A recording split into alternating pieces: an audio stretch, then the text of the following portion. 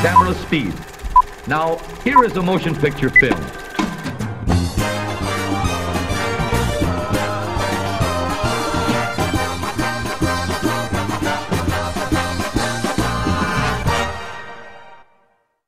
Good evening, and welcome to Moviedrome Remastered. Tonight's film is arguably one of the first motion picture special effects spectaculars. Long before 2001: A Space Odyssey and Star Wars, this film blew the minds of audiences with its deft blend of animation and live action. Tonight's film is the original, the eighth wonder of the world, King Kong. Released in 1933 by RKO Pictures, the film tells the story of a ragtag group of explorers who go in search of the mythical beast Kong on an uncharted island. There they discover that Kong is the king of the island and that he is a giant gorilla with a thing for blonde women. The film's reputation alone precedes it. It is arguably one of the greatest films of all time. Why then is King Kong being featured on Moviedrome, a series about cult films? Well, the film is nearly a century old and it's filmed in black and white, and by today's standards the plot is relatively thin.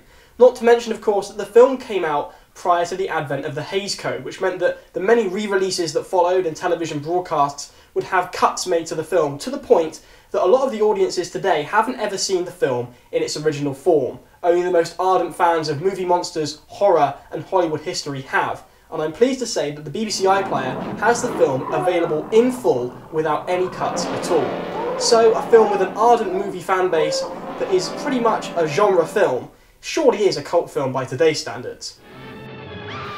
King Kong stars the original Scream Queen Fay Ray as Anne Darrow, an out-of-luck young woman living on the streets of New York. Long before Jamie Lee Curtis won the title Scream Queen, fleeing from the shape that will become known as Michael Myers, Fay Ray screamed her way into the hearts of audiences around the world in a string of horror films around the same time, of which King Kong is the most famous. Whilst featuring the acting talents of Robert Armstrong and Bruce Cabot, King Kong's leading man is the giant ape himself. Brought to life in stop motion by Buzz Gibson and Willis O'Brien, they used a number of different tricks to give the illusion of giant beasts interacting with live-action human actors. These tricks included rear projection and matte paintings, as well as forced perspective, and it is a highlight of the film. The limited expressions of the puppets actually works to the favour of the film.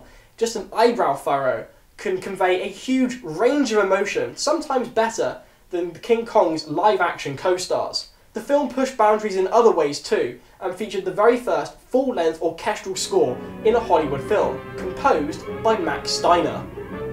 The film's development was more convoluted than anything that actually ended up on the screen. Director Marion C. Cooper salvaged the film from something that RKO were trying to make that never got to the screen, called Creation, about an island filled with dinosaurs. Originally, the film was intended to cash in on the jungle movie craze of the time, but went on to become a modern retelling of the Beauty and the Beast story, with a tragic and infamous climax. Many people had a hand in writing the film, including the director himself, Marion C. Cooper, and for a time, English novelist Edgar Wallace, before he passed away. It should also be noted that Ruth Rose, wife of director Ernest B. Shostak, who directed the film's live-action segments in very brisk fashion, was responsible for streamlining the originally very bulky script. It could be said then that the husband and wife team are responsible for what may be perceived by modern audiences as a massive lack of character development and a very thin plot. This lack of character development and plot can be seen in the film's pace. It charges through its just over 100-minute running time, although then again audiences at the time were given a massive theatre show. Some value for money definitely was had. When Peter Jackson directed the film in 2005 for a remake, the runtime came to just over 3 hours, and that's the theatrical cut. A 200-minute version does exist.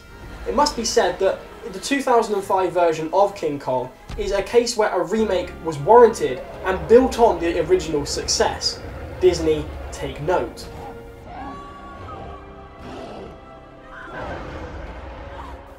The original King Kong is the ultimate popcorn movie, perfect for late nights and dark living rooms with the volume up and plenty of snacks as the tension builds and the spectacle ramps up with every reel. It is, however, not a perfect film. The opening is painfully slow, and there are cultural stereotypes. Victor Wong is playing an obvious cultural stereotype of a Chinese cook, and he doesn't even get a credit. And of course, there are accusations that the film is a warning about interracial relationships. Cooper, the director, stated otherwise. He said that the film is a warning and an allegory for nature being doomed by modern civilization. See it for yourselves. Here it is from 1933, the eighth wonder of the world. Ladies and gentlemen, King Kong.